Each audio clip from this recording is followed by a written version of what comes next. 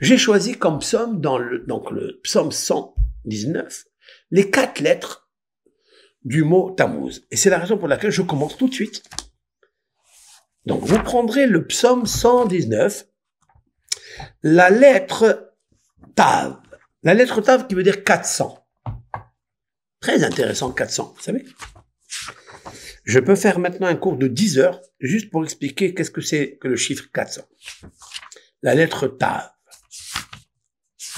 Alors, le roi David a composé par l'acrostiche des 22 lettres de l'alphabet, et chaque lettre, il lui a donné un sens, une révélation mystérieuse qu'elle compose. Toute la potentialité de la lettre Aleph, il l'a postée dans le psaume, avec 8 versets. Nous n'allons pas parler des psaumes en général, mais nous allons parler de Tav, Mem, Vav, Zayin, Tammuz. Qu'est-ce qu'on va lire dans ce psaume-là? Donc j'ai pris le psaume 119 dans son verset 169. Le roi David dit, Tigrav rinati, je vais l'expliquer, hein. Je vais expliquer le psaume. Ça va prendre peut-être un peu de temps, mais ça va prendre du temps pour gagner beaucoup de temps. Et de la vie, et la santé surtout spirituelle. Alors, dans ce psaume, qui commence par la lettre Tav. Donc mon but à moi, c'est de constituer 4 psaumes qui enregistrent le mot Tammuz pour affaiblir l'incendie. Pour affaiblir cet amour ardent que nous avons des idoles. Des idoles femmes, des idoles argent, des idoles honneur. Des idoles. Et c'est en fait le Tav. En fait, le Tav, c'est la lettre 400 parce qu'il y a 400 forces d'Ésaü. Nous rappelons la mémoire épisodique dans la Torah qui nous parle des 400 fantassins armés, couronnés, que Ésaü a amenés avec lui pour combattre Israël, Yaakov. Ça sera toujours ce chiffre-là qui veut dire des tribunaux de mauvais augure. Ce sont les 400 mondes de honte et de gêne, 400 mondes de Haïnara, des yeux mauvais qui détruisent. Le chiffre 400 est la valeur numérique Ra'aïn, un œil mauvais. Je parlais ce matin de l'œil de Réhouven, l'œil qui est symbolisé par la tribu de Réhouven, regard, le Haïnara. C'est ce mois qu'on doit corriger le Haïnara.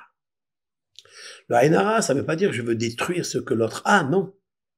C'est juste je veux regarder ce que moi j'ai pas. Et quand je regarde quelque chose que j'ai moi pas, alors je mets dedans la Haïnara. Ce chiffre 400 commence par la lettre Tav. Qu'est-ce qu'il dit le roi David?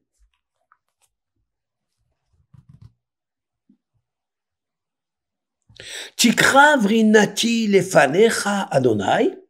Si vous avez les psaumes dans vos mains, s'il vous plaît, prenez le psaume.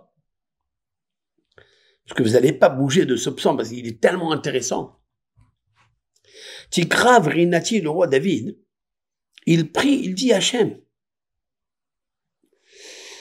reçois mon hymne, c'est-à-dire ma chanson, jusqu'à toi.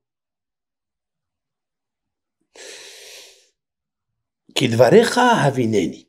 Éternel, fais-moi comprendre le sens de ta parole. Très intéressant. Vous imaginez que nous prions tous les jours, et 4 fois par jour, c'est-à-dire 3 fois les prières et encore 4 fois avant de dormir. Est-ce qu'un jour nous avons sorti de notre bouche que ma chanson s'approche de toi, Hachem?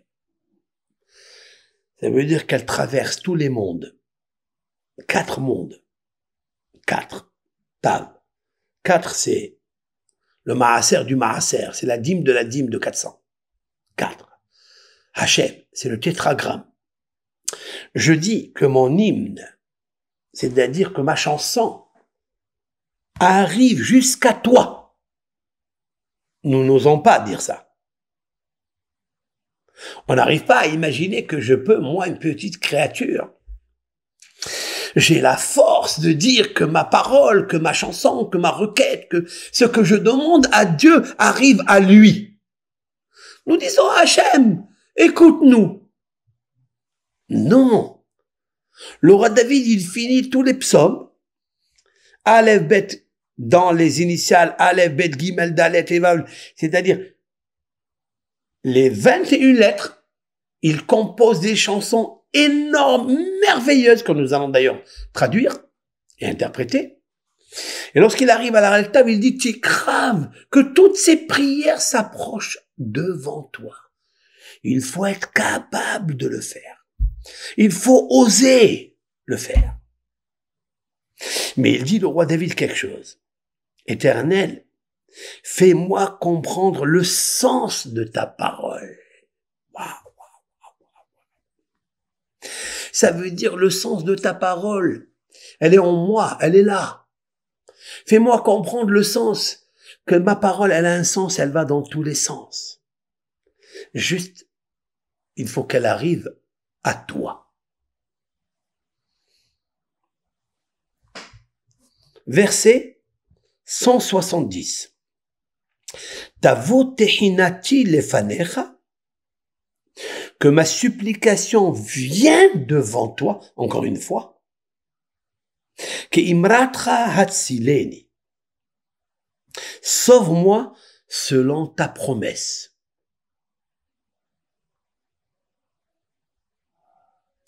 L'Éternel, il fait une promesse. Vous savez qu'une promesse est une dette. Si vous promettez quelque chose, vous devez l'accomplir.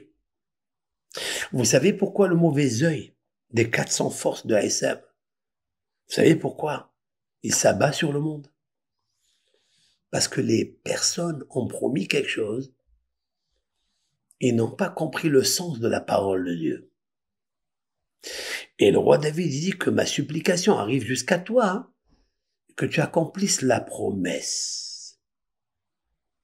Très intéressant. Combien de fois nous avons promis des choses et on a oublié? Vous savez pourquoi on a oublié? Parce que nous n'avons pas chéri, nous n'avons pas mis en valeur la puissance de la parole. Que la parole est une arme.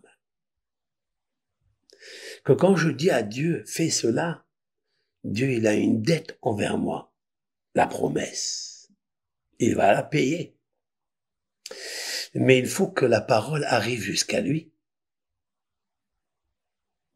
Il faut que cette parole, elle aille très très loin. Et qu'elle sorte du cœur. Il ne faut pas qu'elle sorte du corps. Il faut qu'elle sorte d'un cœur brûlant. Un cœur puissant.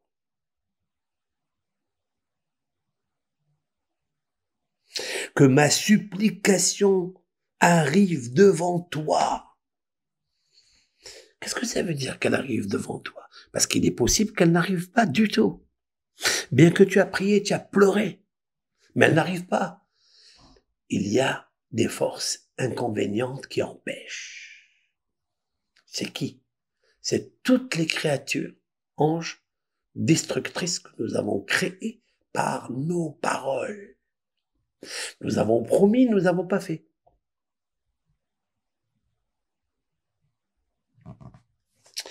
Verset. Alors il dit qu'il me l'a tracé, comme ta promesse, tu me sauves.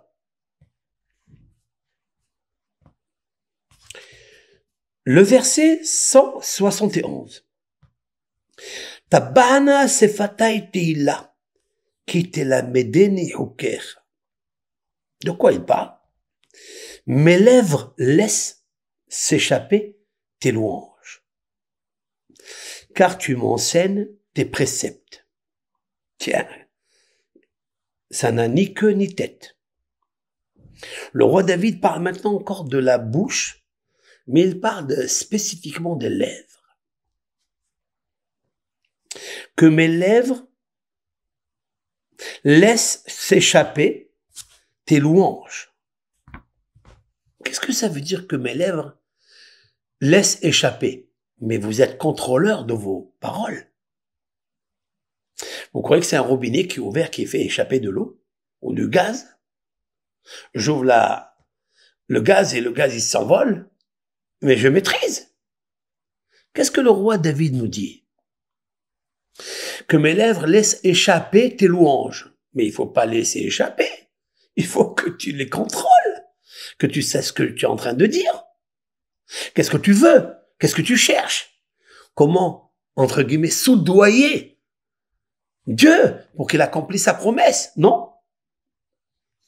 La réponse c'est que le fait que tu m'as enseigné tes lois dogmatiques, car tu m'enseignes tes préceptes, ici ces préceptes, ce sont les lois Hokecha, ce sont les lois dogmatiques. Je n'ai jamais cherché à comprendre c'est quoi ces lois. Je me suis jamais insurgé pour comprendre pourquoi la vache rousse et pourquoi toutes les autres lois. J'ai pas demandé. Je me suis approché de toi, j'ai accompli tout ce que tu m'as demandé, je l'ai fait. Et en même temps, j'ai loué l'Éternel. Vous savez qu'est-ce que font les lèvres quand elles sont habituées à louer l'Éternel et lui dire que ma parole et que ma supplication arrivent jusqu'à toi? Elles se mettent à parler toutes seules. Elles se mettent à échapper des louanges d'elles-mêmes. Une personne qui habitue ses lèvres à dire que ma prière, que ma supplication, j'ai besoin de toi, l'Éternel. Qu'elle arrive vers toi, chez toi. Les lèvres, elles deviennent sacralisées. Elles deviennent une consécration, elles deviennent kedusha, une sainteté. Les lèvres ne peuvent rien dire que échapper. Pas à la mauvaise langue, pas des paroles interdites, pas la médisance, pas l'humiliation des autres, mais seulement laisser échapper tes lois et tes louanges.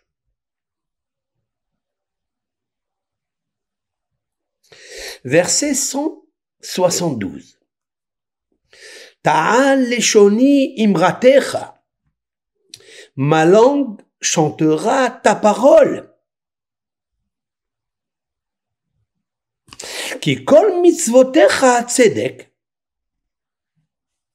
Car tous tes commandements sont équités. De façon que les commandements de Dieu sont équités, c'est-à-dire justice. Ils sont noblesse de justesse et de justice. Alors, ma langue chantera ta parole. Nous avons commencé avec la parole. Premier verset. Nous avons commencé deuxième verset avec ta supplication. Nous avons parlé des lèvres. Et maintenant, verset 172, nous parlons de la langue. Voilà toute la bouche. Toute la bouche ici, elle est constituée dans les 4 premiers versets du psaume. Continuons. Tehi yadecha le'ozreni, verset 173. Puisse ta main s'appliquer à et à me secourir. Kipikudecha baharti, puisque j'ai fait le choix de tes prescriptions. Là, il parle de la main de Dieu. C'est très intéressant que le roi David, maintenant, que ta main me protège, qu'elle soit en aide, qu'elle me sauve. Qu'est-ce que ça veut dire? En quoi, comment la main de Dieu Il a la main de Dieu. Vous savez très bien que Dieu n'a pas de main. Il a un pouvoir comme la main de l'homme qui a un pouvoir. Et le roi David cherche à recevoir une aide spéciale de la main de Dieu. Mais il dit la raison pourquoi. Pas parce qu'il a étudié la Torah, pas parce que Dieu lui enseigne les préceptes, mais plus que ça. Parce que tes prescriptions, j'en ai fait le choix. Là, il m'indique un indice très, très, très important de faire le bon choix.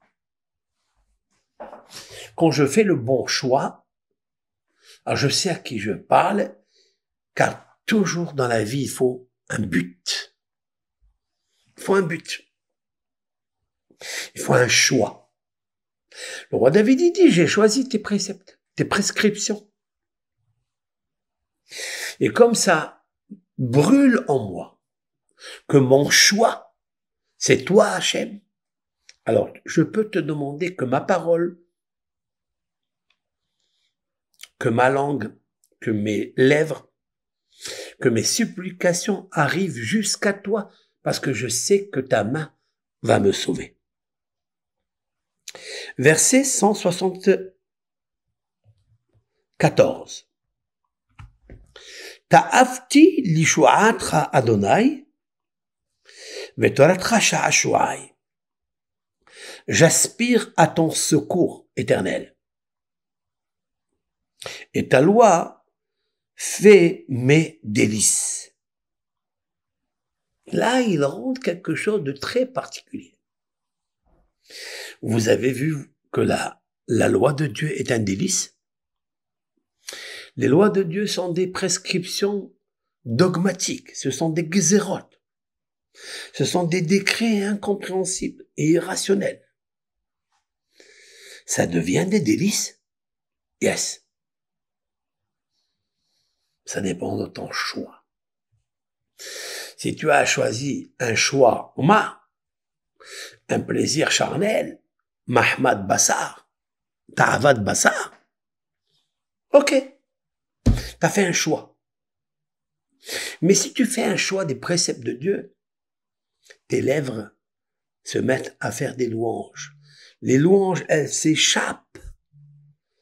Elles s'échappent justement de Akadosh Baruch Hu, de ta bouche.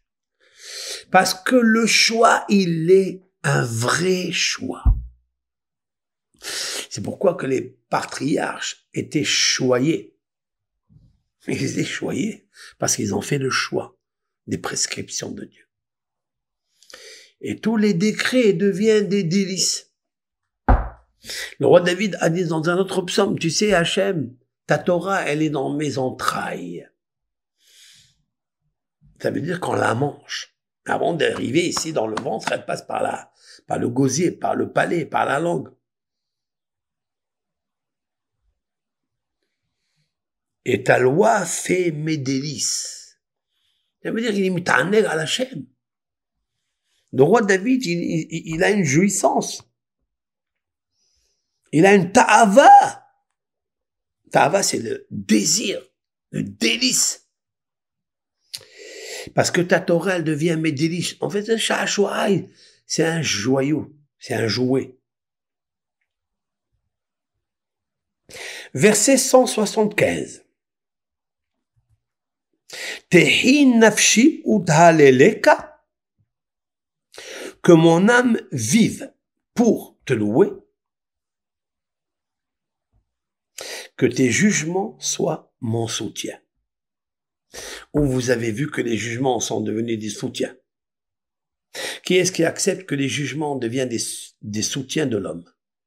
L'homme, il n'en veut pas. Lorsque les jugements arrivent sur lui, il s'effondre. Pourquoi? Parce que le choix n'a pas été bien conçu. Quand j'ai un bon choix et qui est venu de mes entrailles, de mon cœur, avec un cœur brûlant, d'enthousiasme, rien ne me fait peur. tes jugements deviennent des délices. Tes jugements deviennent des soutiens. Et mon âme vit pour te louer. Tout le but de l'âme, tout le but de ton choix de l'âme, son plaisir, son délice, c'est pour te louer, Hachem. Ta'iti que c'est oved bakesh avdecha. Là, le psaume 176. Ta'iti gère, ça veut dire je me suis perdu, comme une brebis égarée. Quelle puissance! Qui est-ce qui pense à cet instant qu'il est une brebis égarée? Qui? Il pense qu'il est dans le confort. Le monde entier, il est dans le non-confort. Et lui, il est dans le confort, assis sur son fauteuil, Louis XIV, Louis XVI. Devant une belle villa, devant une belle piscine. Lui, il va penser à ce agneau, cette brebis-là qui est égarée. Et le roi David, il dit, je suis comme une brebis égarée qui erre. Alors comment je vais me faire aider? Ki mitzvotecha lo shachati. Ta'iti kese oved bakesh avdecha. Qu'est-ce qu'il dit le roi David? Je suis une brebis égarée. Hachem, viens me chercher, ton serviteur. Hachem, viens, bakesh, c'est cherche, avdecha, ton serviteur. Et quelle est la notion d'un serviteur? C'est de dire toujours qu'il est perdu, qu'il a besoin de Dieu. Donc c'est pour ça que je commence par dire que ma parole vienne à toi, que ma supplication se présente devant toi, que ma langue te loue, que ma bouche t'exalte. J'ai besoin de lui dire parce que, en finalité, il termine le psaume. C'est la 8e phrase. Vous avez vu, nous avons commencé à partir de 169, nous atterrissons à 176, donc il y a ici 8 versets. Le roi David, il veut contourner les 7 forces du Satan, les 7 forces de ce monde matériel. Il compose 8 psaumes avec des phrases énormément à partir des organes de son corps. Et vous savez que les organes du corps ont des organes spirituels qui les nourrissent. Et je peux vous apporter les preuves que le roi David, il ne parle pas des organes bouche, langue, ou bien les mains, il parle des organes spirituels de l'âme. Et quand il dit dans ce dernier psaume, donc le 8e, Ta'iti kese obesh bakesh avdecha, gère comme une brebis égarée, mets-toi à la recherche de ton serviteur. Il dit à Dieu, l'Éternel, laisse tout tomber. Laisse tout. Mets-toi à ma recherche parce que je suis une brebis égarée dans les exils.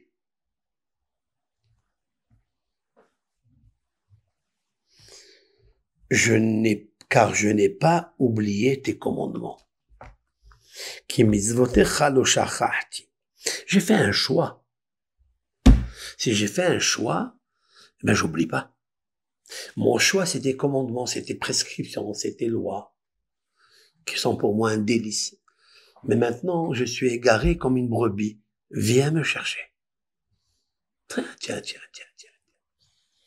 Le mois de Tammuz est le mois où nous avons commencé les exils. Car les exils n'ont pas commencé avant Moïse. Elles ont commencé en Égypte, chez Yaakov. Moïse n'était pas encore né. Et toute l'Égypte, c'est la 5e et la première qui a en elle incluse toutes les 4 exils. La problématique que les 4 exils sont les 4 organes que nous avons dans nos corps. Ce sont les yeux, ce sont les oreilles, c'est le nez, l'odorat et le goût, le plaisir, la jouissance. Si ces 4 sens n'ont aucun sens, alors le toucher, c'est-à-dire le tactile, il dépendra de ces 4 sens. Le roi David, il dit, Hachem, il y a des rats, envoie ta main pour me sauver. Il parle ici du tactile, main, c'est-à-dire comment tu vas m'aider concrètement, physiquement, parce que j'ai besoin de toi. Faut que tu viennes me chercher. Je suis en exil. Ça a commencé le mois de Tammuz. Voilà, ça c'est le premier psaume qui est la lettre Tav du mot Tammuz.